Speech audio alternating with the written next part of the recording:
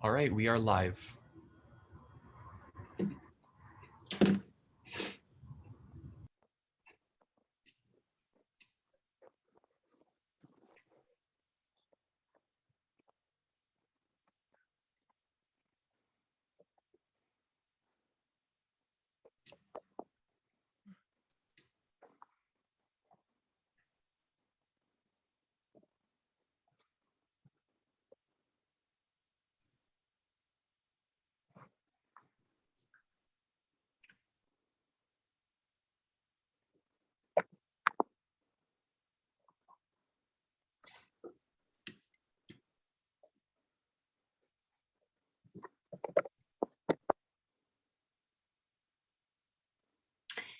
Hello, everyone. Good afternoon or good morning if you are in West Coast time or in the Pacific Islands or elsewhere. It is almost 4:30 here in the East Coast, and I'm just going to give another minute for folks to join us and also to make sure we've got our panel ready to go, and we will get started in just under a minute.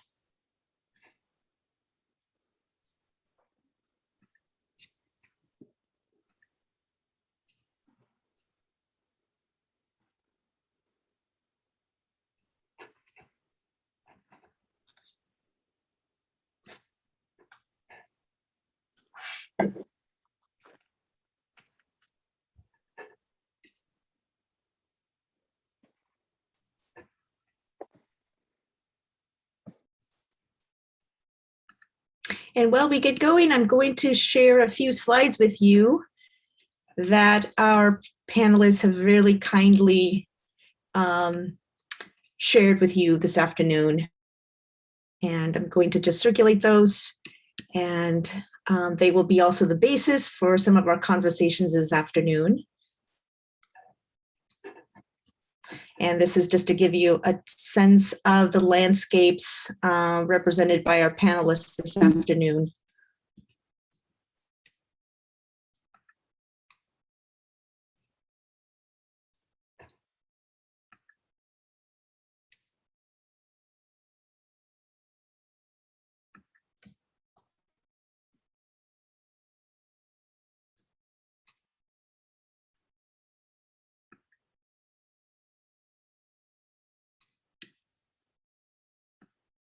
Here's a very fascinating photograph of 1907, the cutoff at the Pointe-au-Chien tribe. And you can see here what the landscape looked like in 1907.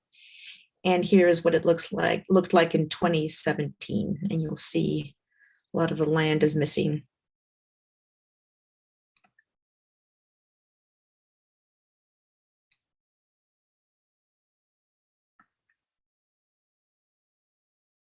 And we'll end with this slide at the end.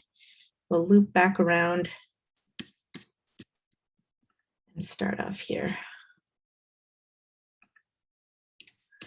Well, thank you so much, everyone, for joining us. I know we have a terrific group of attendees joining us from many different areas. And I'd like to just give you some opening remarks for this session. This session is called Relocation is Not Just a New Address. And my name is Arantxa Sue Laskarine. I work at the Southeast Climate Adaptation Science Center. It's a university and USGS funded center located at NC State University in Raleigh, North Carolina. And I'd like to just provide you, our attendees, with some comments and remarks to really center the important conversations that we will have this afternoon with you.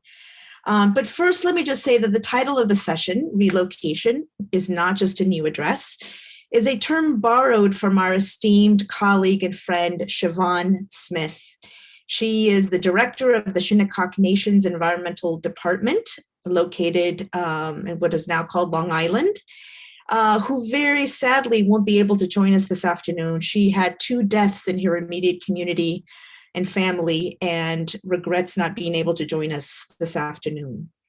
Additionally, another of our panelists, Teresa Dardar, she's an elder with the Pointe-au-Chien tribe, of coastal Louisiana was called into work unexpectedly this afternoon to cover for her colleagues, and her phone doesn't have reception. And if you can picture her tribal lands, those fingers of land that extend out into the Mississippi Delta, way in there floating amongst the water. So reception is not always terribly good there. And no doubt these have been really difficult and hard times, especially these last 16 months. And I just wanted to honor that experience and that context in which we meet today.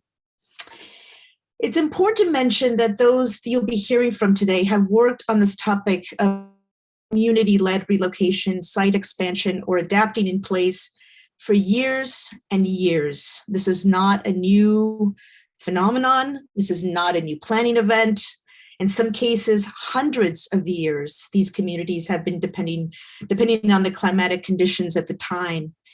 You'll also notice that we intentionally disassociate ourselves with the term managed retreat, because the term avoids the history and lived experiences of people and communities in which they reside.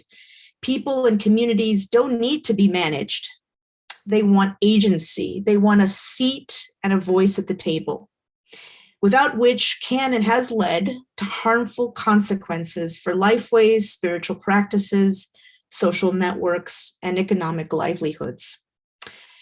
The topic arose in importance, this topic of relocation, at the end of the Obama administration, 2016, when the White House asked federal agencies to sign a memorandum of understanding to establish an interagency working group on community-led retreat and voluntary relocation. But nothing came of that for the past 5 years. What we want to explore today, among other things, is what are the cultural and relational aspects underlying the considerations for relocation, site expansion, or adaptation in place. And that lying underneath that hardscaped infrastructure and scientific data is a cultural humanity built over hundreds and thousands of years. How can relocation and built infrastructure be considerate to these human and sovereign rights? So I'd like to ask those joining us today to think about the contributions you can bring to this conversation, whether you're a city planner, whether you're an academic or a legal practitioner, or you work in one of the federal agencies. What can I or you do to advance the needs of communities who are in harm's way? And with that, I'd like to introduce our panelists. Today we have with us Bill Thomas. He's a senior advisor for the Islands, Indigenous, and International Issues at NOAA's Oceans and Coastal Management. We have with us Julie Maldonado with a Livelihoods Knowledge Exchange Network, who also teaches and provides mentorship to lots and lots of students at UC Santa Barbara. We have Rosina Philippe with us. She's an elder for the Grand Bayou Village of Atacapa Ishak, Chawasha tribe. And we have Chief Sherelle Dardar, Parfait Dardar. She's the chief of the Grand Kayu du Lac Band of Biloxi, Chitimacha, Choctaw. And just to let you all know that I will be posting some important, well, I'll send these over to Ian, some important community resource links that the community, that the panelists requested that I share with you that are important gateways directly to be able to communicate with them and what they want to communicate out. So we've got some policy, brief information, and some important website links for you to consider. And with that, I will have you proceed, Bill. Thank you. Oh, mahalo Aranzazu and aloha kako everyone. As Aranzazu said earlier, good afternoon to many of you, and hopefully good morning to a few of you that are dialing in from further reaches west. Let me see if I can get my screen shared and see how technologically challenged it might be.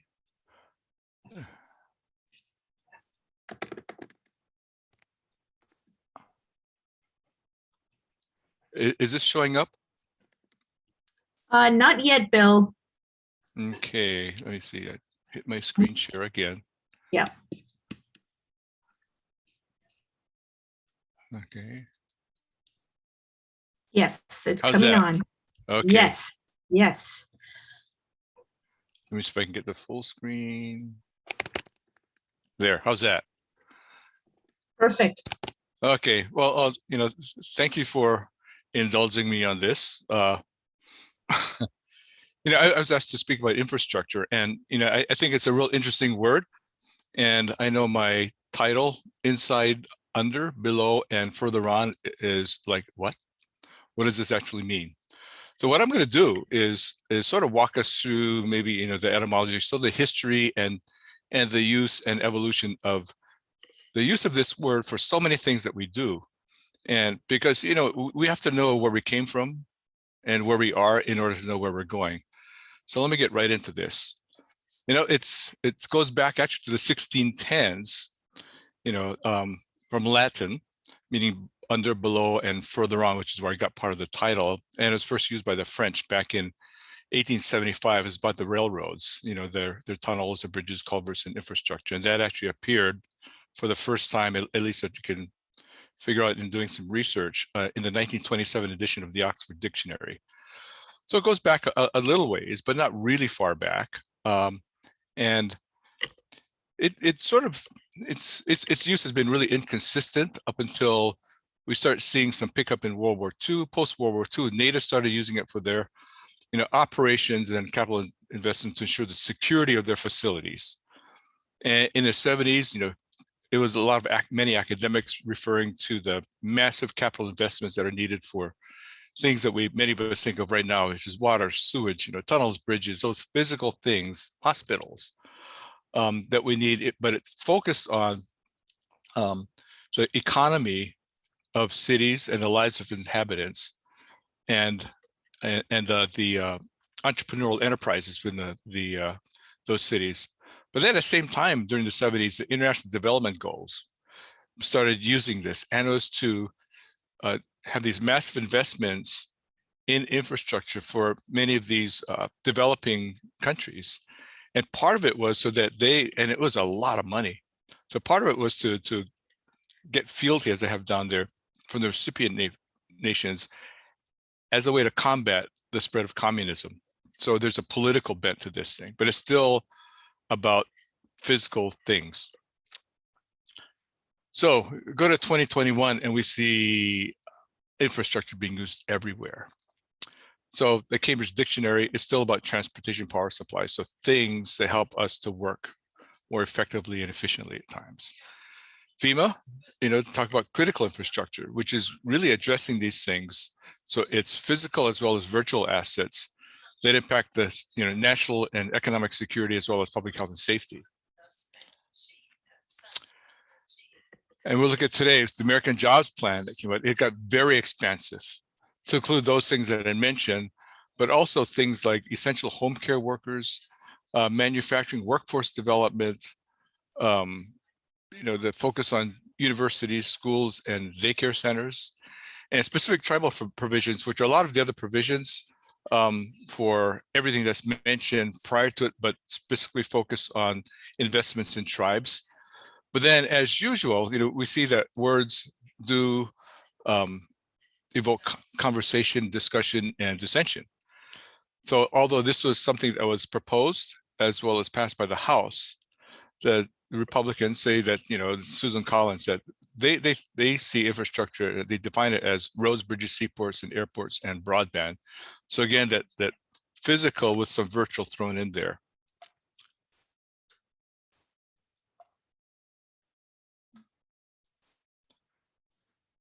So, and for NOAA, where I work, the National Oceanic and Atmospheric Administration, we have two types of infrastructure that we talk about in addition to critical infrastructure.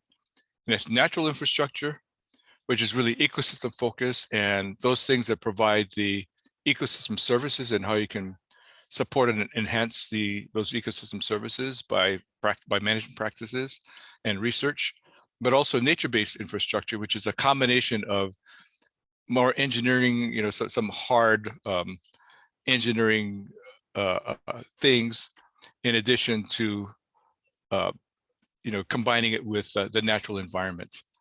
So we take two approaches. So, and then there's another one called cultural infrastructure, but the most common use of that term is really about the transmission of culture, it says from creators to audience. So it's about the arts, all the forms of arts, but also architecture.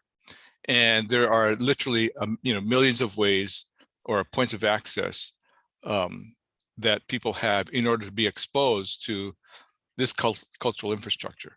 So while we have so many different words and uses that are applied to infrastructure, I'd like to add another one, because this is something that I think is not just consistent with our session, but it's something that we don't talk about very often. We don't think about very much because, I can speak from a science agency, is that our focus is really on the environment and those things that we do research. But while people are there, it's not necessarily the whole picture on what it means to be responsive as a public servant and a science agency to the people that are being affected by what we do. So what I have in here, we've moved into the living room for my house analogies and on all of this, is that if we think about those things that are part of the fabric and culture of traditions and indigenous communities and places that really reflect the relationships that people have with those places. So it's the relationship they have with those systems that they live within, and understanding how to live within those systems, but to do it not just to survive, but to make sure that the next generation can also survive by maintaining that relationship with those things that are around them. And much of that is understanding how to support and enhance ecosystem services as a member of that ecosystem, not above it or below it, but a part of it. And understanding what the responsibilities are and what the, as Dr. Dan Wildcat from Haskell Indian Nations University likes to put it, is that we always talk about our rights, our inalienable rights, which we have a few, but what we have is really many, many inalienable responsibilities. And that's a recognition that many, many, many, many indigenous cultures have, and that's what they're founded on. So in the end, it's all about our relatives. I'm going to go from left to right on what these pictures actually mean and the sacredness of these things and why they're so important. The far left at the top is it's a photo of one of our traditional trails. It's called the Kahakai Trail on the Big Island of Hawaii, which is 175 miles, goes around the island. But that's something that historically connected all of our communities, but also served as a route for exchange of goods and services. But there are also routes that go north, so go upland, which were routes to escape from any kind of danger posed by tsunami or storms. Right next to it, to the right, is a picture of sargassum. It's called limukala in Hawaiian. And if you go to the far right, I'm actually breaking my trend that I had, but the far right, there's a lei of kala. And that's really important in our ceremonies of forgiveness. The term that we use for forgive is e kalamai, please forgive, kalamai iau. Kala is a part of that word. And without limukala, it's really difficult to have that connection to the place in a way that forgiveness means something. So we know that in some areas, sargassum is seen as a pest, but in places like Hawaii, it is important and vital to the culture. So maintaining a manageable population of resource of limukala is really important to the culture to help us maintain that connection. Just below that is a picture of a beach, but that's where our iwi kupuna are buried. It is the bones of our ancestors that are really important to us, and having that connection there. And what do you do when sea level rise hits it, or there's a development in some places, because relocating is not a real straightforward issue. That's something that we struggle with, but nobody really thinks about when we talk about relocation, because these are the things that have to be relocated. Now, whether it's the seal that the Inupiats have a relationship with, or the ice, those things are equally important to who they are, and they're adapted to that place. And it's not easily replicated when you move someplace else. The Shinnecock to the next right is that's their oyster beds, their oyster reefs. And that's something that they're in a relationship with, that if you relocate them to someplace that doesn't have anything like that, that adaptation and connection to the place is not going to be there. As Ile de Jean Charles, which is the next one going up, that is a piece of land that is eroding by the moment. And this is an old picture because it's much worse than that at this point. Yet at the same time, you see what this underneath, they also say no water, no life, because of the shrimp, the fish, those resources that they depend on. You can't easily relocate from that. the salmon. These are sacred gifts to the natives of the Pacific Northwest. And those are used in ceremonies all the time. So that, these are some of the things, and there's so many others that are fundamental to us understanding who we are, where we're from, that connection to that place. I go back to this picture, this picture of the taro. That represents our connection to the land and a connection to the water, because taro is grown mostly in water. We have these ponds that they grow in, but we used to call ourselves, before we were called Hawaiians, the water carriers, recognizing that we carry the water within us. But this also requires water, but also sustains us. But it's our ancestor too.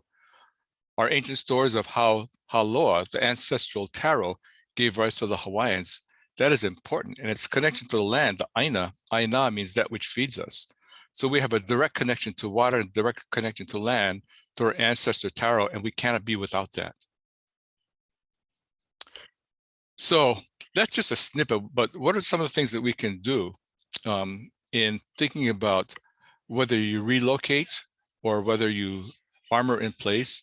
These are some of the things that we think about all the time about, how do you address cultural and environmental vulnerabilities that underpin what makes us resilient, and things that are to benefit to those that are most affected by it, not just as academic or government exercises, but really by the community. Inventories of protocols. You need to understand protocol before you go into any place. You need to understand consent. Traditional, customary, cultural resources.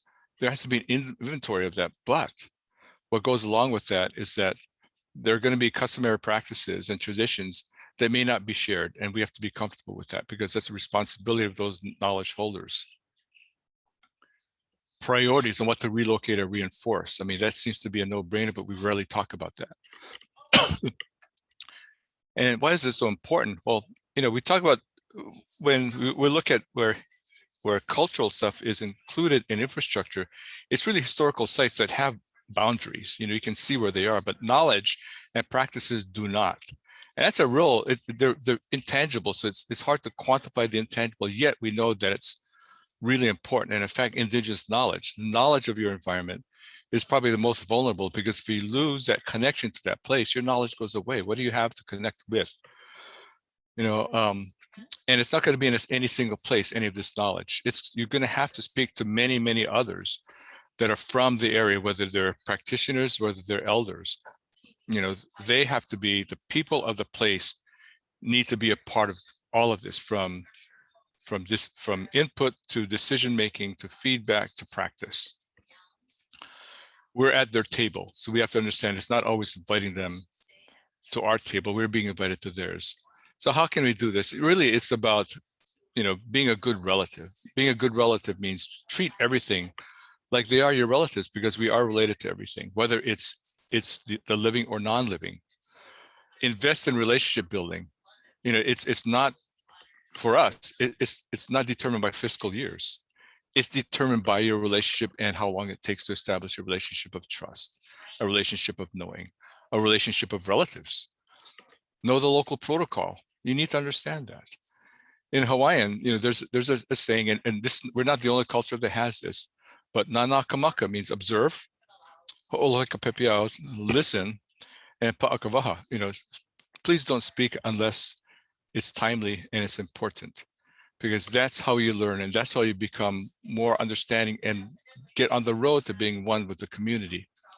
Be respectful, free, prior, and informed consent. Like I mentioned earlier, the consent part is so important. Asking permission, who you got permission from, understanding that even though you get consent and that you inform people, like I said earlier, the responsibility of many is to not give that information out. It's to say no. You have that authority to say no, and we need to be comfortable with that.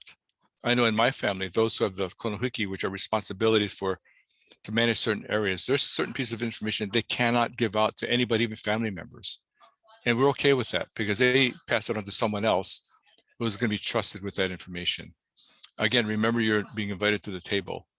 And this is just a snippet, and I hope this will lead to further conversation. But as you can see, just by thinking of these things, relocation is not just a new address. So I'm going to close with that. All pow means I'm finished for now, but I hope we'll have further conversation.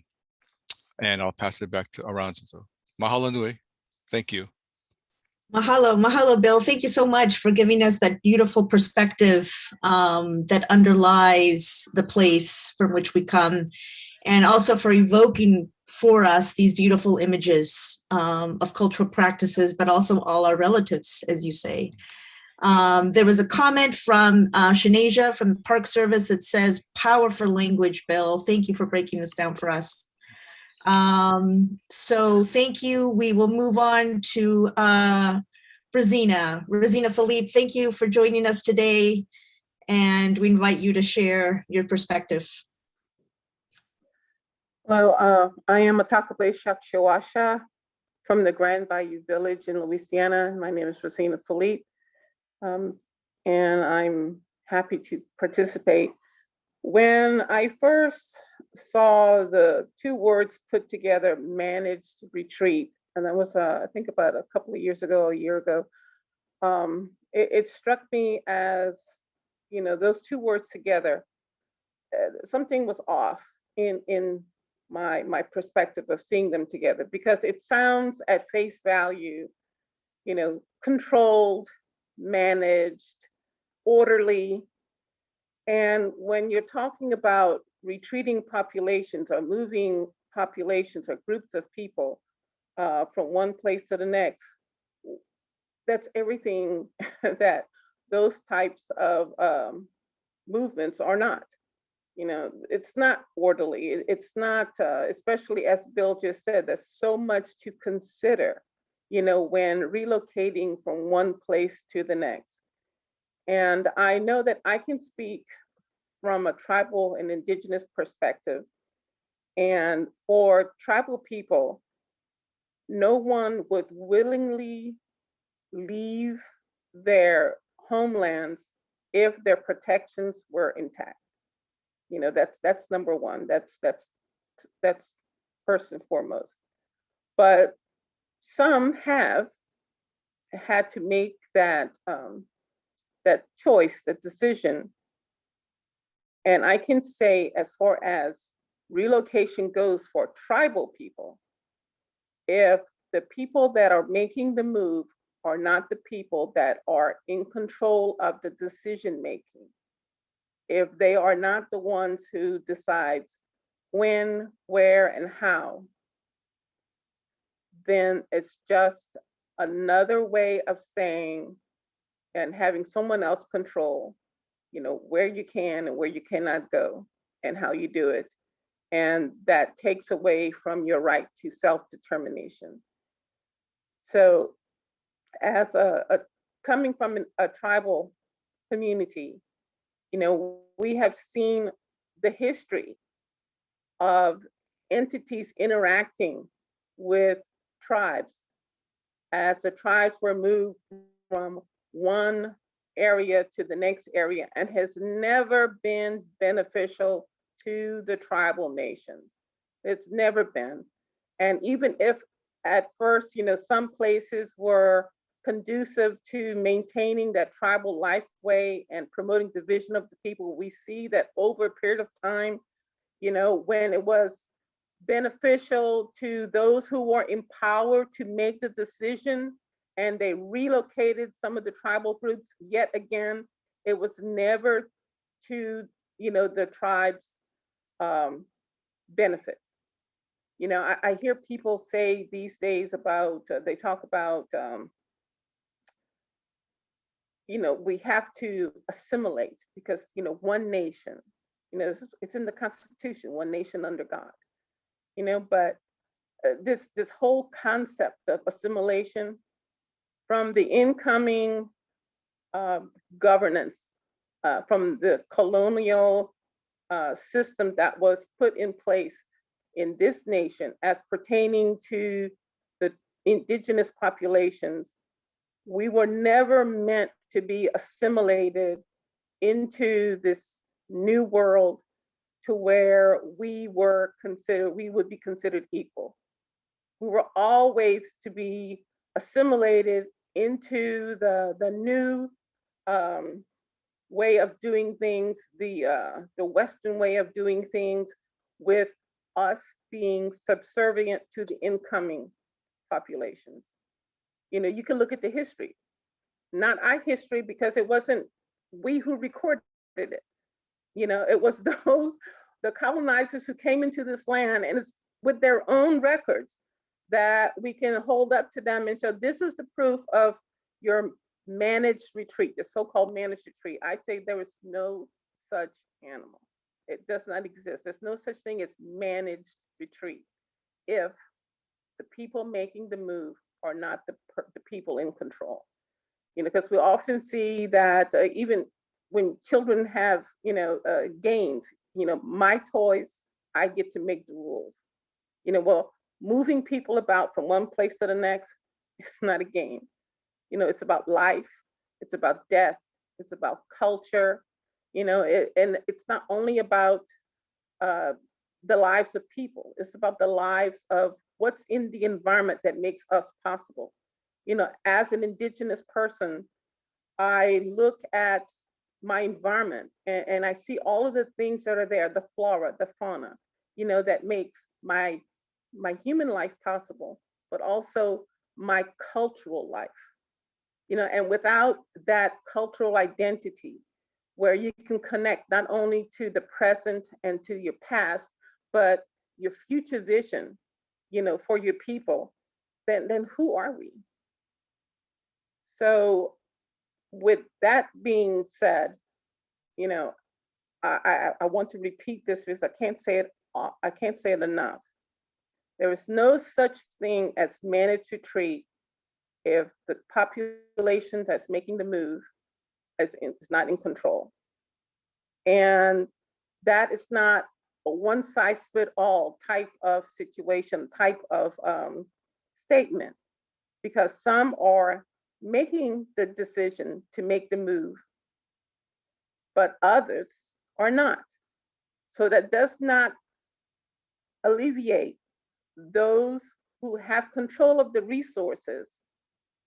You know, it does not alleviate them of the responsibility of committing resources to help communities that and nations that have decided to stay in place. You know, they have to commit resources to make their stay as long as possible. You know, I hear the cost benefit analysis. Well, that says nothing about the value of our lives, because many of our communities have marked our inhabitation for thousands of years in place. And we are now dubbed as frontline communities. Many of us are frontline communities because others and their activities have caused us to be put in jeopardy while they have reaped the resources, you know, and live somewhere else so that they are buffered from the impacts that we have to feel and go through and have to deal with. And that's not justice. And I also know that, you know, I hear people say, well, there's so many benefits that we receive from the various entities, the extractive entities that work in our environments, that we benefit from some of the things that come from that. But when you look at the loss and the gains column, there are more losses in communities like mine than gains. And the benefits tally up way higher in the extractors and in their communities and in their resources and their accumulations of being able to recover easily from some of the negatives that we have to face and endure. You know, so when they talk about, you know, the losses and the gains, we are on the losing side, and not by our own doing. It's all by, you know, the human interaction of people that have come into our territories and they have extracted our resources. And now I say, it's time to change that. It's time to return some of those resources into protecting what's still there, into protecting not only the lives of our people, but the lives of our relatives, the flora and fauna who makes us possible, you know, and the life of our culture as we move forward into the next generations. Because the work that we do today has to be projected beyond our own finite existence. It has to, we have to lay the foundations of protections and security and making sure that the longevity of our culture moves forward beyond my generation or the generation following us, because we project to the 7th generation, you know, in our vision for harmony and balance. And we need others to wake up and know that we are here to stay. We have been here from the beginning, and we will work and continue to inspire and educate the next generation so that when it's time for them to take their position of leadership, they will build on the foundations that we lay today, a legacy of protecting the environment, protecting our culture, and moving forward to have balance and to live with this environment holistically, or we all lose, both Indigenous and non-Indigenous populations. So thank you very much.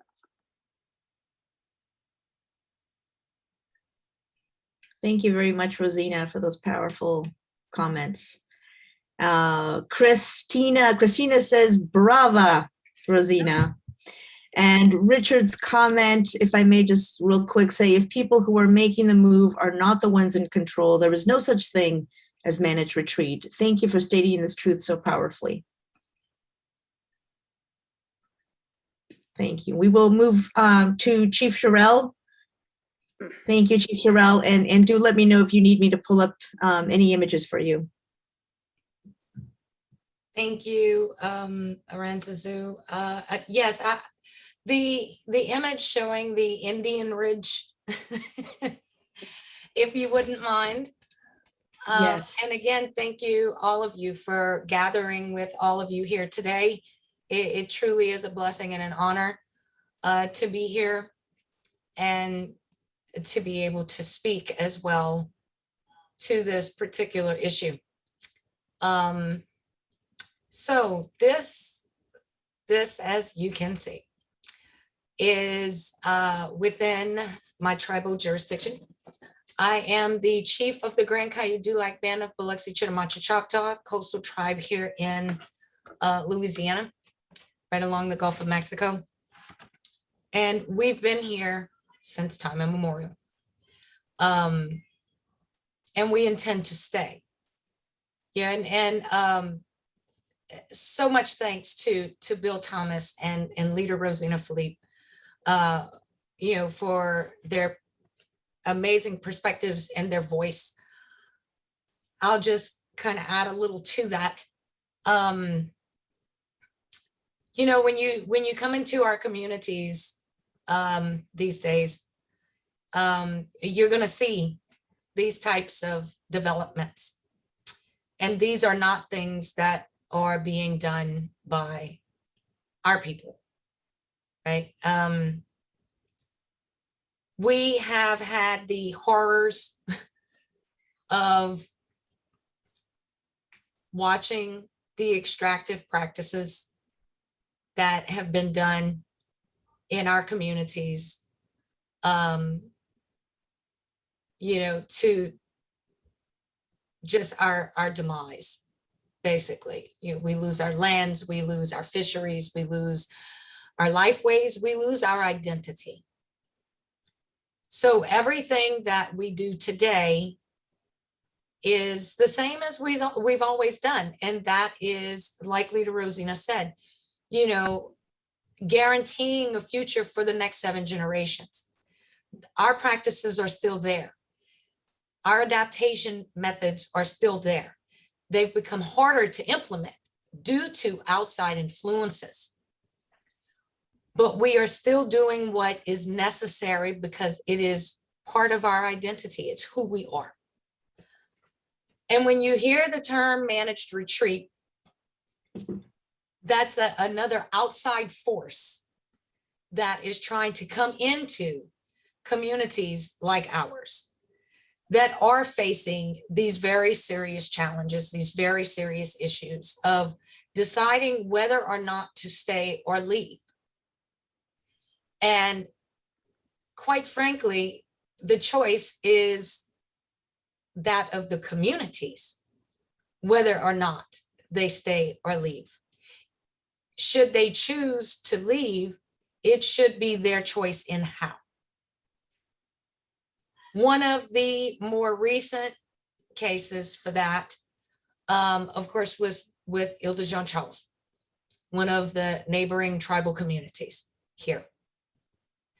And this community worked for many, many years to stay in place. We supported them because they are our family. And that is what we do. I married into that tribe. And it came to the point to where the community and their leadership made the choice that they would have to leave. So they worked on that diligently with experts, community driven. We supported them. And when it came time to implement, there were all of these bureaucratic terms and these processes thrown before them. Example, you're not federally acknowledged. So that is a very real thing that tribes face every single day, are these processes that have been forced upon us to be or not be acknowledged in some manner. And what that does is that prevents tribes, first of all, from, it basically strips them of their right to self-determination, which goes completely against UNDRIP. And it also prevents them from managing their own projects and controlling those projects. And that basically is what happened to the Ile de Jean Charles community.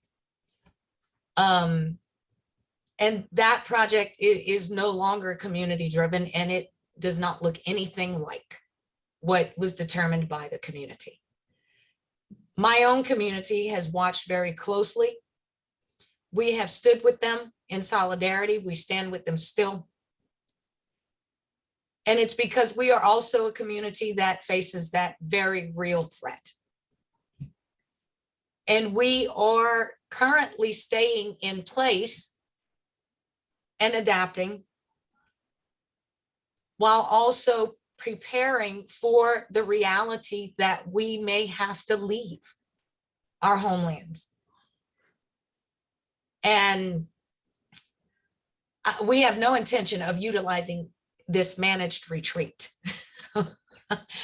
quite frankly, because it does not contain any of the traditional ecological knowledge that is the basis of our understanding, our intimate connection with who we are and with our environment, right? And that's absolutely necessary for any community that is facing relocation, because every single community has their own dynamics. They have their own culture, their own traditions, their own methods, their own intimate connection with place. And from what we can gather through what we've learned through the managed retreat, is it does not contain any of those things that are absolutely necessary for our community's survival. You know, that's a very real threat that my community faces every single day. But we're not the only ones. We're not by any means. We're the beginning, right? In a sense, you know, as they've dubbed us frontline communities.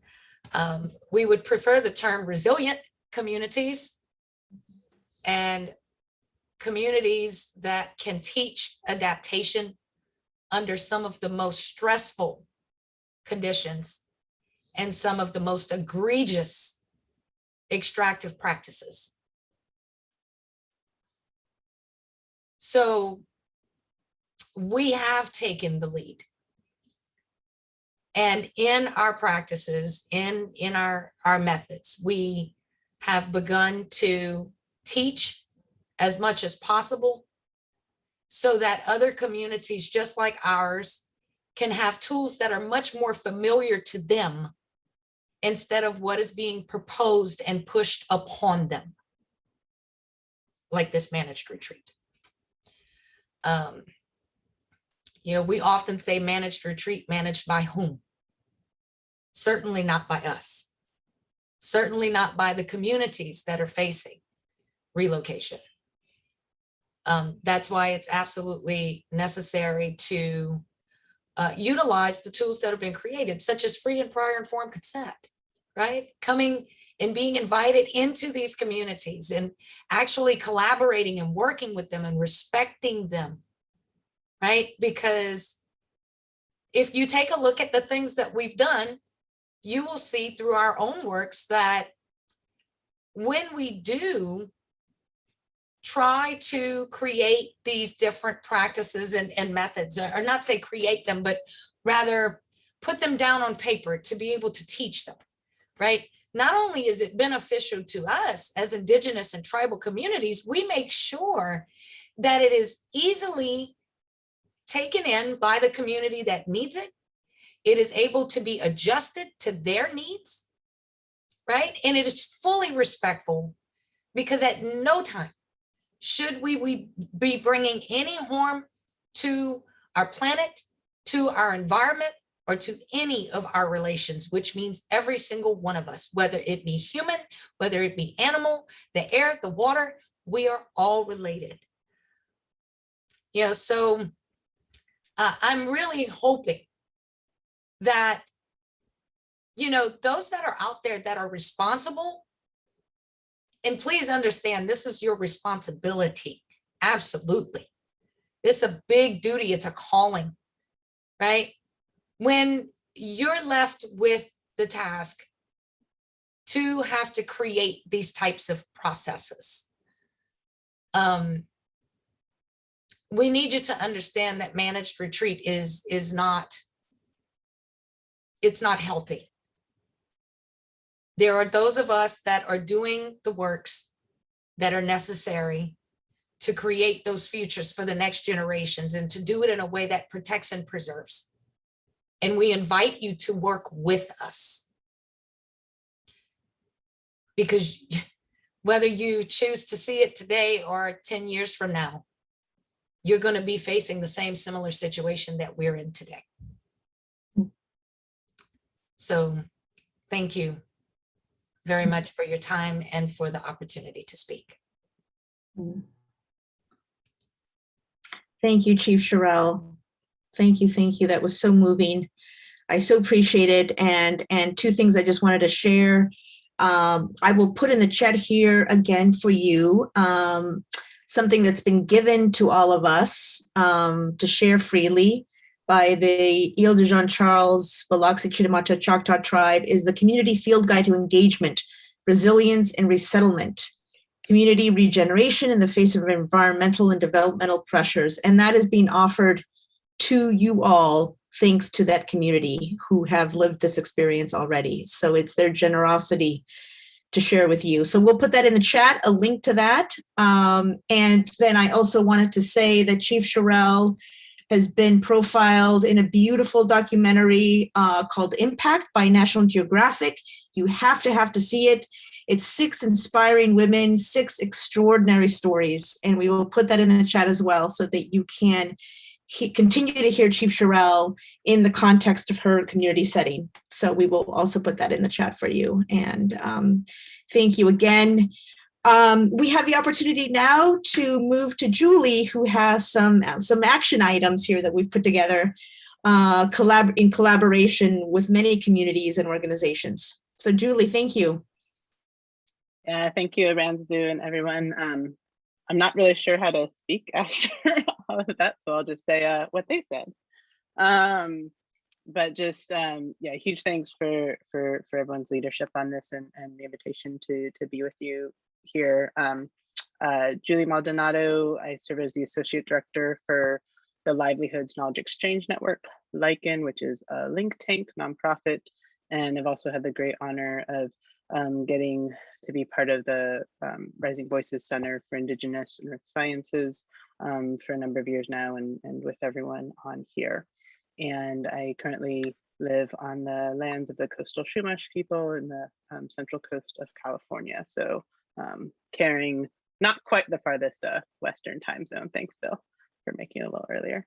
And so I want to just take a couple of minutes here to share with you, I'll provide a little bit of context, you know, kind of given the context of what's been really, you know, shared thus far in this session, and really, you know, recognizing that a diversity of knowledge systems, you know, has been articulated here, you know, really must be brought to bear on the climate crisis for innovative adaptation. That, you know, in that context, for a little backstory real quick to what I'm going to share is, so the Rising Voices Center for Indigenous and Earth Sciences formed about a decade ago, designed really to facilitate intercultural, relational-based approaches for understanding and adapting to extreme weather and climate events, variability, and change. And in 2020, due to the COVID-19 pandemic and obviously needing to physically distance, we converted, you know, the in-person annual workshop into a series of online kind of thematic dialogues. And the Rising Voices Community Relocation and Site Expansion Working Group, which has emerged from those workshops and conversations over the years, led one set of those dialogues during which participants really encouraged that now was the time for really putting forward policy actions. And so, you know, kind of driven by that importance of building partnerships in co-designed and co-created processes, the working group came together with the Legal Justice Coalition, which is co-facilitated by the Unitarian Universalist Service Committee and the Lowlander Center. And because, you know, really the synergy between the group's efforts and a lot of the same communities really guiding that work. And so the groups collectively formed a coalition and, you know, bringing together really the wisdom and knowledge, expertise that's been shared, you know, over the past decade into taking all of that and putting, you know, into kind of a collective set of recommendations that we very much see as a living, growing document, you know, for policymakers. That you know, the coalition, you know, recently, last couple of months, issued policy guidelines to advance community-led solutions to climate force displacement in the U.S. And I'll ask Aranza if you don't mind sharing that slide, and then I'm going to copy into the chat for you here, just the link to what I'm talking about if you want to check out. And so at the heart of these policy recommendations is so much of what Bill and Lita Rosina and Chief Sherrill have spoken to, so much of what Ms. Chantel and Annie and Patty showed this morning in the climate change, displacement, colonialism, and contradiction session, which is really this need to center the agency, leadership, and self-determination of communities who are forced onto those front lines when addressing climate force displacement. So the policy recommendations, as you can see here, there's just kind of a small infographic. You know, the recommendations are for both congressional and executive action, include the need to increase resources for communities on the front lines, to grant funds directly to those communities, to make FEMA more equitable, to establish a just response to support adaptation in place and or relocation, and to create a human rights governance framework. And just to preface, none of this is like mine. I'm just re-articulating what the group has put together. And so, you know, when faced with the reality of our climate crisis and millions upon millions of people relocating away from the coastlines now and increasingly in coming years, we see that this sense of urgency is very much apparent. Yet, given that context, there is currently no lead federal agency who's tasked with coordinating the federal government's climate crisis response, and neither is there any dedicated funding really to support community-led relocation efforts. And then further, as you know, as the groups shared and discussed over the years, that really, you know, most government disaster policies and programs are designed based on individual, not on community rights, and do not consider the kinds of disruptions to culture and sense of autonomy, and community values that can occur when people must move in this piecemeal manner, as being seen in many coastlines and other places around the country. And the process to relocate individually is colonizing in and of itself, and very much echoes the effects of forced assimilation policies, as some of the speakers here spoke much more eloquently too. And as detailed in the full policy brief, again, it's kind of a little infographic for you here. While the need for dedicated funding for adaptation in place and relocation is very clear, it's critical that, as Bill was speaking to at the beginning, this must go beyond financial support for material upgrades to homes and quote infrastructure. And so this entire process must account for the true cost to a community, including, for example, the loss of sacred and burial sites, cultural values, health and social well-being, and other deeply intrinsic values which many communities, in particular Indigenous peoples, experience when separated from their ancestral lands and subsistence way of life. And so when you have powerful entities such as Western scientific institutions that determine what they consider to be this kind of quote best solution for the greatest good, acting for people and communities instead of in service to them, you often have these results, maybe unintended, but very much the results in this continued and expanding oppression of BIPOC and rural communities.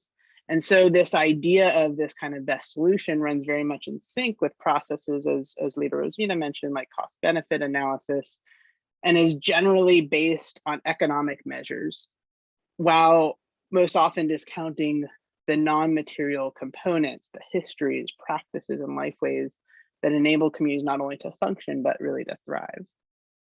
And so this is why it's even more imperative that tribes and community representatives are at the very center of disaster planning at both the state, local, and federal levels. And so the federal government, what we're proposing here is looking how to establish a governance framework for climate forced displacement that protects the rights and dignity of communities and provides them with financial resources and effective, appropriate support. And this process really calls for a better partnership between science, including the diversity of sciences, the knowledge systems, diversity of expertise, and the governance that's grounded in the principles of justice, a partnership that very much centers the agency, leadership, sovereignty, rights, and self-determination of Indigenous leadership and communities forced onto the front lines in addressing climate forced displacement. And so in thinking about supporting community-led resettlement with culturally appropriate and community-informed and engaged science and information necessitates, and this is a quote I'm going to share from a collective recent publication by several leaders, community leaders of the Rising Voices Working Group. Again, so not my words, but what they shared, in thinking about this quote, how to really include the community's voices and input in all decisions. In doing so, it is imperative that the tribal and other community leaders and organizers who have spent a generation and more working on such efforts are the ones guiding their process to hold communities' rights and sovereignty intact. Tribes and Indigenous peoples, regardless of federal recognition status, have a unique position at the decision-making table as collective rights holders. And echoing, as Bill shared earlier, that table is actually theirs with outside scientists, agencies, and policymakers being the invitees through established relationships, following protocol of the people in place with respect, reciprocity, and responsibility. And so we very much encourage you to read the recommended policy solutions, and there's a sign-on for individuals and organizations, and really to urge our elected officials in the Biden administration and US Congress to center equity, justice, and human rights in addressing climate forced displacements in the US. And so just to conclude, I want to really emphasize so much of what's been shared in this session that highlights the ways in which communities are perceived as being, quote, vulnerable, right, that are actually the ones leading the way in adaptation and restoration actions. And that community-led relocation does not take place siloed from actions that continue to protect in place. And while our hearts are with Siobhan Smith of the Shinnecock Indian Nation, who not be with us today, I just want to honor what she powerfully stated at this same conference 2 years ago, in recognizing that relocation is not just a new address. And we hope that we did some justice to the words that she articulated. So thank you all, and looking forward to our conversation together. Thank you, Julie. Thank you so much for ending that with honoring Siobhan and the title of the session. I really appreciate that. Thank you. I took so many notes, and there's so much good substance here and content to discuss. So we have about 30 minutes. There is a question that has come in already for Elder Rosina. Question for you: how do we redirect the burden of resilience on those responsible for forcing it on our coastal communities? If the extractive industries you spoke of took responsibility, what would that look like? What would that look like? Well, a lot better than the way things are looking now. But I think a lot of these extractive industries, they have an out, whether it's given to them by their lobbyists or by the policies that are not acted on and or followed through on. But sometimes, in their contracts of operation, they are supposed to do things, follow up at the end of their, their involvement in these areas. And when they don't follow through and doing these things, I think there needs to be punitive damages, associated with their lack of responsibility, taking responsibility. But I believe that at the onset, before they begin their interaction, especially they're doing something in the environment, it needs to be stated, that you're responsible for cleaning up, you're responsible for returning, the environment to the way as best as can be, to the way it was before, your interaction. And they need to be responsible for their footprint. And knowing that, those costs are part of that responsibility, I think going in, if they knew that they would be a lot more mindful of the damages that they created and what they were doing to the environment as they interacted with the environment. And like I said, and if they didn't, you have it all in black and white, their responsibilities, what they have to do. It's been done before. It's not a new concept. Other entities have done things that were destructive, and they were held responsible for the cleanup, and that they had to foot that bill. So that needs to be across the board.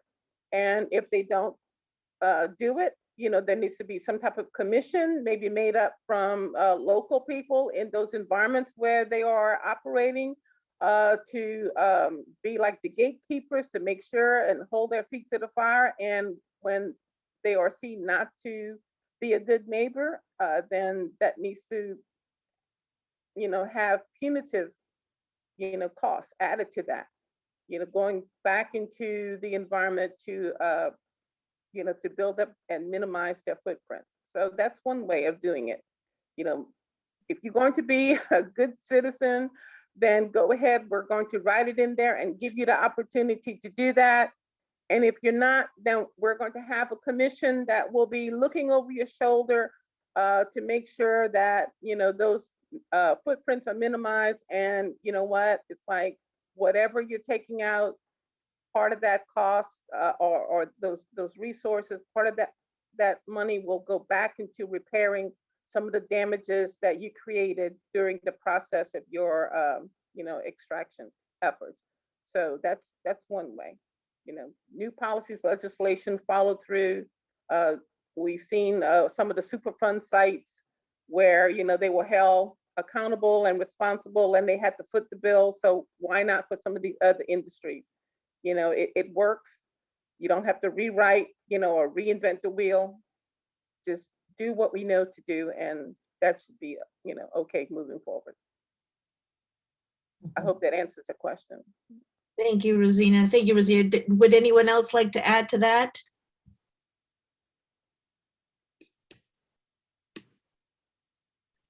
Sure, I was actually just typing something down, but they need to be encouraged to invest in reciprocation and not just extraction, and being the good neighbor, but more importantly, understanding, like all of us have said, is that we're all related. So be a good relative and give those incentives to do that, and see it less as a penalty, but as a responsibility. Yep. Yeah, I think that's one of the most powerful statements, that I've been gifted to learn is that concept of all our relations. And I wish that was the worldview that existed unanimously across the world. Let me see if there's any more questions that have come in, but if not, I have some questions here for you all. Chief Sherrill, you've said, you and people like the Ile Jean Charles have these adaptation strategies that you're already doing, that you are willing to share generously, and that we should observe and take note of these things. And can you give us some examples of some of these adaptation strategies that you're already leading in response to the environmental changes you've been experiencing? Oh, absolutely. And we have had the wonderful blessing of being able to work with different organizations, such as the Lowlander Center. We have the First Peoples Conservation Council of Louisiana. We also work with universities.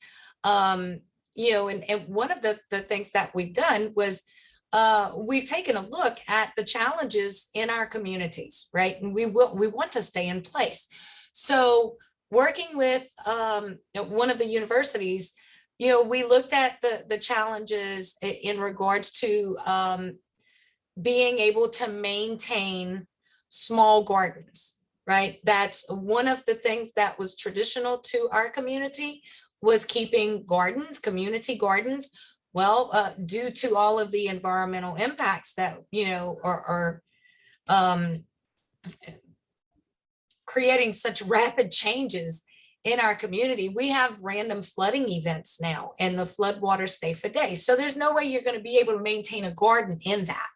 Okay. So, working with the university and, through the wonderful connections through Lowlander Center, we came up with these different concepts for floating gardens and hanging, being able to hang things off of, different porches, and another way to bring back some of those healthy lifestyle habits that we had with the natural diets and traditional practices, but adapting to our environment, right? Because that's something that you really need to be able to do, especially in communities like ours that are facing the climate crisis and all of these different challenges in a rapidly changing landscape and environment. And that's just one example of one of the things that we've been working on to address. And there are many others, and this is something that's just historical to our people and our culture and our area. We're an adapting people. We understand the environment that we live in, and we respect her. That's the biggest thing, right? It's not a matter of, okay, we have these challenges in our environment, let's disrupt her, right, to suit to our needs. No, it's for us to understand what's happening in the environment and work with her instead, right? There is a way to do that. And we've been able to put some of these things down. And when we do these different adaptation plans, look, knowledge is meant to be shared, right? And you want to share that far and wide. You don't hoard your knowledge. You need to share it as far as you can, to ensure that others that are going to be facing these challenges and we hope they never do, but should they face these challenges, they have the tools that they need to be able to adapt quickly and responsibly, right? In a way that we've been able to prove actually works, and it's beneficial for everything, all our relations, right? So yeah, that's just, what we've been up to, and just really thankful for the opportunity to be able to share it as well. Thank you, Chief Sherrill. Thank you. Was there a slide where you had one of these adaptation strategies, like was there a dock or bulkhead in one of the images? Was that an adaptation strategy? I think Teresa had shared that from what Point and Shen had been working on. Yes. Okay, would it be okay to share that, Julie? I was just wondering, that had just called attention to me, this image here. This bulkhead and dock.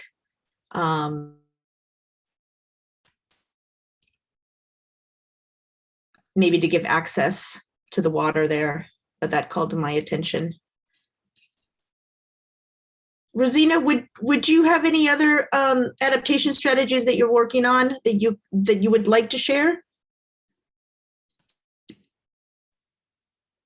Well, one thing that we're looking at, Chief Sherrill mentioned some of those things as far as, because our homes are elevated, we're using the spaces to be able to hang gardens or float gardens as we face more water. But also, we're also exploring the possibility of transitioning at some point to houseboats. Mm-hmm. That's another way, having the community, facing more water, be able to deal with the water by just floating with the tides as they become more and more prevalent in and around our areas. Mm-hmm. Also, we have, we're a mounds culture, so we have our mounds complexes that still exist in our communities. So creating a food garden in these high places, putting in fruiting trees. And Bill, I learned that from Hawaii. In my visit over there, I went to visit and this area where they put different fruiting trees and plants together, that in a time of inaccessibility from the outside food coming in, the community was still able to have a food source that was easily available to them within their own community. So creating a food forest, bringing in trees and planting them on to these high places. So that's another way of, a way of being sustainable and being able to provide for yourself. So that's another thing that we've been looking at. Yeah, I'm glad you brought that up, Rosina, because that's actually a traditional Hawaiian practice of having, because the land is so small and it's very precious, is being able to manage it in a way that you have those ecosystem services that are continual. So it actually requires a lot of, not just that relationship, but a lot of working with that relationship. So manipulation, which in some of the Western thought with respect to management is not good, because I think it's sometimes we mix up preservation and conservation. And conservation requires continual work. Take estuaries, like where you are, for example. Humans have traditionally moved there because of the resources there, and they've thrived there, but they've thrived there because of their relationship with it and their ability to understand what it takes to maintain those. And it takes work to maintain it as a relative, to be responsible to your other relatives. That which feeds you, you feed back. So it is that reciprocal understanding, the reciprocal relationship that's created. And that's what the food forest is about, because when we have mitigation efforts, we have this traditional fish ponds that built out of stone that can mitigate wave action, but there's always going to be food available. The taro lo'i, they serve as a sink for sediment to increase water quality and water quantity, yet slow water down to allow for a recharge of the aquifer. So it's a real, and we're not the only one that does this, but there are really thoughtful systems out there that are diverse in its approach, but have food forests and hazard mitigation as part of the traditional way of managing pieces of land, especially those that are on water. And like Sherelle said, there are so many lessons that you can learn from listening to those indigenous people with those practices, because they're still there and there's a reason for them to be, as reason why they're still there and thriving as people and as communities, in spite of the challenges that are being thrown in front of them. That's right, Drill. Yeah, and so true. Julie reminded me that, a lot of these communities, a lot of these coastal communities in Louisiana have already had the burdens of harm already. So irrespective of the sort of, climate, anthropogenic climate change, the extractive industries that have left this legacy of destruction. So not only are these communities dealing with, adaptation due to climate, but also restoring the earth, restoring the marshes and protecting sacred sites. So you've got these compounding effects, right, that communities are already addressing, not just solely from climate, which they did not contribute to, right? So that's the compounding harms of Another thing that we're looking into, living shorelines. We have a lot of oysters in our waterways. So using oyster shells to line the eroding banks, to create a living shoreline where when the live oysters that are in the water, they release their spats as spores and they attach to the oyster shells that are piled up along the shoreline to create like a living shoreline. So you're not putting something artificial, it already exists in that environment. So you're helping to do something to protect the land. Also, we're looking at repairing, like closing off some of those canals. Thousands of canals were cut through the wetlands.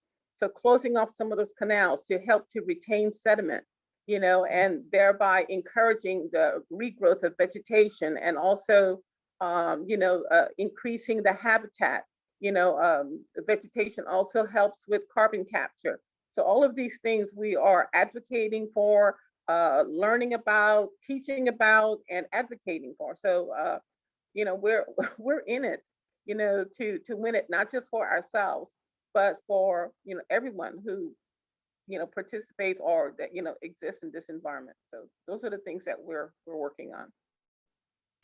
Thank you, Rosina. And let me just see if there was another question in here. If you were to consider relocation, what would the key components or conditions that would need to be in place for you to consider it? What would need to be included in that process should you choose relocation? For me, I would say if the new location permitted and encouraged the integrity of self, cultural self. If we moved to a new location, how can the future generations of my people maintain, their cultural identity? Because if relocating means that you become someone else, you can no longer maintain a culture, you just become this other, then that's not conducive to moving. Because we have marked our inhabitation in our homelands for thousands of years. And like I mentioned before, if in this generation and the one following, if we were to lose all of that, that's a loss that I can't even consider. That's tantamount to a physical death, worse even, because our people have maintained culture for all of those thousands of years. And to lose that on my watch, that's something that I can't even consider. So the process for maintaining a cultural identity, and that would have to be tantamount. That would have to be a priority for me. Mm-hmm. Mm-hmm. Yeah, I'd like to add one thing to that. And, I didn't mention it earlier, and I had it in my notes, but for time's sake, I decided to not mention it. But, I think Sherelle had sort of pointed to this, as well as Rosina is now, is that part of her identity that with that place has to do with the language. And we forget about how important language is, because if you lose a connection to that place, you lose your language, because the language, just in my valley, there are over 200 words for rain.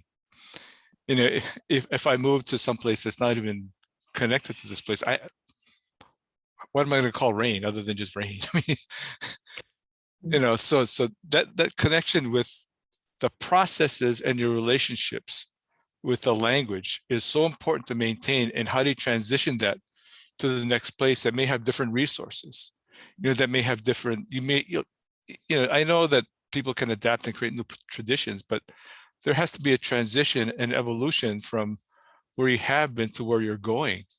And you have to be always informed by, again, like it started off with, is where you came from, where you are today, and what's gonna take for you to go into the future to maintain those connections that got you to where you are. So language is important. And those pieces of language that may be lost from connection to the former place cannot be lost. You have to ensure against that loss. So that has to be part of the conditions for the relocation as well. Mm-hmm. Yeah, that's so true. That's, yes, we've talked about language so many times, Bill. And I remember, you know, Fred, who's a colleague from an Alaska Native village in the Arctic Circle, said, if we are the people named after the river in which we've lived for thousands of years and we have to relocate, who are we then?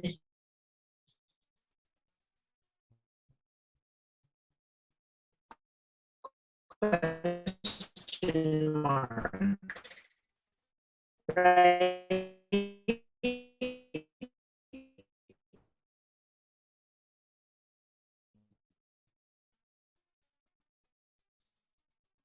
If we're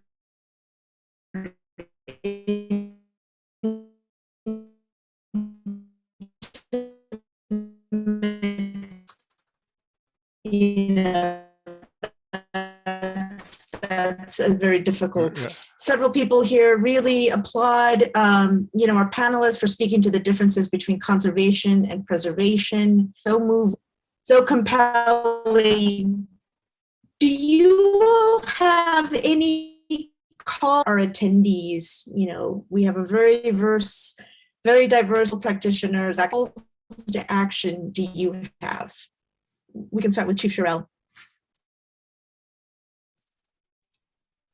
And I so apologize, Arantazu. We were kind of losing you there. And I think you asked for a call to action. Yes. Yes. And look, of course, we've provided information, right? And the first call to action, number one, and I'm going to say this all the time, no matter who you are, love. That is the number one ingredient that is missing in just about everything that I have been involved in, as it pertains to impacting my people and our tribal community, right? When we have to address these challenges and there's a negative impact coming in, is because the missing component is love, right? And we have to remember that we are each and all related and connected to each other. So therefore, we must love. But aside from that, you know, we do have information that has been provided in different resources. We also have websites where you can come, and I will put that in the chat as well, for my own website, where we have these different projects that we're involved in, you know, and we are open to collaborating and partnering with others. We're open to educating as well, you know, whether that be, you know, someone who wants to come in and volunteer their time, or if they have something that they believe can help to contribute, you know, just that open exchange is what's needed so much now these days, especially, you know, and always be willing to learn and create that positive progress, right? So thank you. Thank you, Cheryl. Thank you.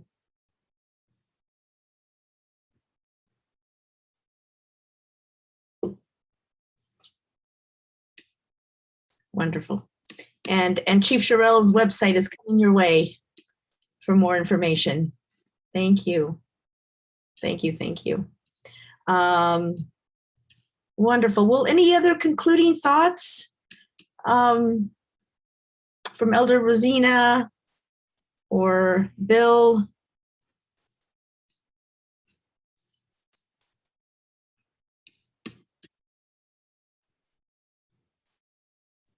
Sorry, trying to unmute. Sure. And part of this is to sort of, reiterate what Sherelle said, but also as a partial answer to a question from David. About, how aware do you think the general public is about the natural disasters that, force locals away and also politically exploitative practices by particular groups in power? Well, it's not just being open to partnerships, and that's a real important part, and sharing is an important part, but it's inviting them to your place, but also we have to, and it's, you have major groups that actually have decision-making powers on funding and that kind of stuff.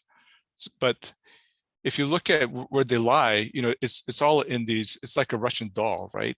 It's all nested where the money comes from and where the guys actually spend the money and things that they do, and invite them to the table, reach out to them.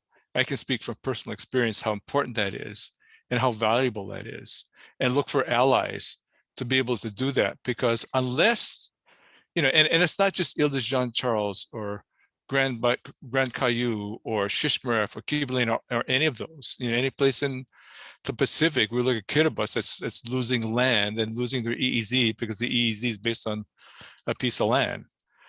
But those things aside, is that unless it affects you, we've seen Superstorm Sandy and how many hundreds of thousands of people that affected. And still, it's something that's remote to most people in the US. So unless they can experience that, then it's really difficult for them to get the message. So invite them in and continue to invite them in. And when you have the time and you can partner with somebody, go to them as well. I went to Japan the year after the tsunami. And while I saw it on TV, you don't get the extent and the size and enormity of it, but you don't get to talk to the people. And I've been to Japan a couple times before that, and I never got the feeling that as a regimented society that they wouldn't believe government, where they were at the point where they were moving because they didn't have any faith in government before, which is something astounding for Japan. But I never would have had that. And the reaching out to anybody would help them to understand their situation. And, I was just blown away by the enormity of, I've never seen anything as huge as a disaster that happened in Japan. So I get maybe not quite the tip of the iceberg on what they've experienced, but that's an important part in order for folks to understand the, not just enormity of it, but the importance of this and the importance in terms of the timeliness as well. So I think those are things that we can ourselves call to action, but also encourage those that are in, especially decision-making points on, especially funding and projects and programs, encourage them to come down and see this firsthand, because these are the impacts, and this is going to be the long-term impact, not just to your community, but to everybody. Because I forget who said it earlier, it's going to happen to you at some point. If it's not 5 years or 10 years from now, I think it's Sherelle, right? It's going to happen to you eventually. President Tong, former president of Kiribati, went to New York after Hurricane Sandy, spoke to the UN, or Superstorm Sandy. And, coming from Kiribati, where their king tides were flooding their hospitals, their emergency rooms, and their schools, and the government offices. He said, so you see how the tide goes in and it comes out? And says, someday that tide will go in and it's not going to go out. What are you going to do? And that's something that started at least some of those representing the communities affected by Superstorm Sandy said, we didn't think that far into the future. Yeah. And also understand it's going to take probably beyond my lifetime. So we need to make sure that we have those behind us prepared to continue to take this message forward, because it's our responsibility. We keep saying it, Rosina, especially about the generations, thinking of those generations coming behind us. So we have to make sure that those are going to be able to pick up that reach out and the reach back on all of this.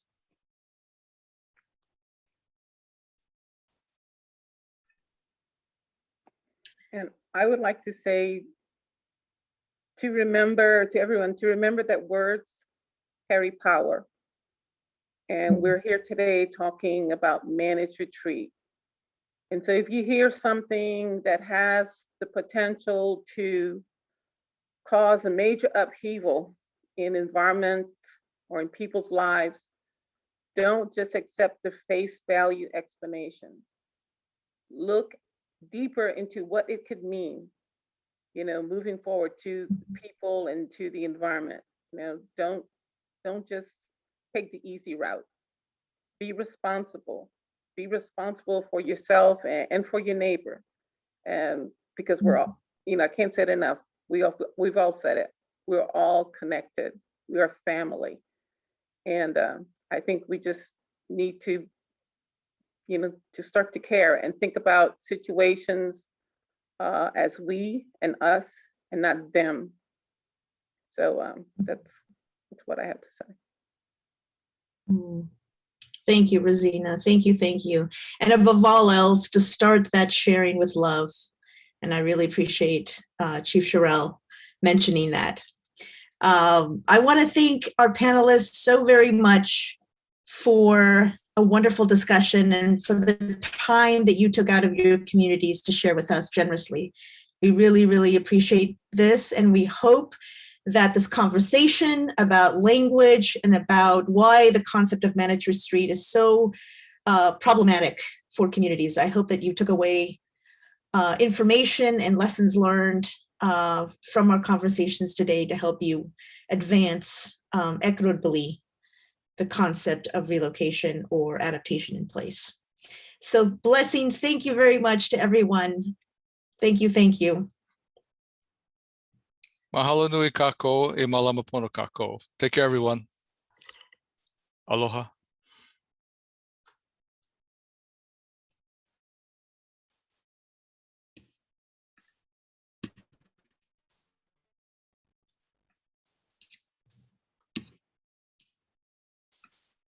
Thank you. I'm not really sure if we're disconnected from the hub. I was just wondering. Yeah. I don't want to. You guys are totally free to exit out. You're all good. Okay. Okay. Thank you, Ian. Thank you so much. I hope that went well on your end, on the hub end. This was a fantastic, wonderful, inspiring session. So I'm thankful to you guys. Wonderful, wonderful. Oh, Thank you. you. And we'll be able to have a recording of this, Ian? Absolutely. Yep. Oh, excellent, excellent. So we can share with our partners and colleagues who weren't able to join us today. Yes, for sure. Love you all. Thank So- you so much. Love and Thank you. Aloha, everyone. Take care. Hey, can we What? see the full episode today? Is it tonight? I do believe it's 10 p.m. Eastern time. Yes. So yeah, it's out on the Discovery National Geographic. There we go. I know Krislin's still laughing at me. She's like, you seriously have not wrapped your head around this. I'm like, she needs to pick up a shovel. We got work to do. I got to turn on my DVD.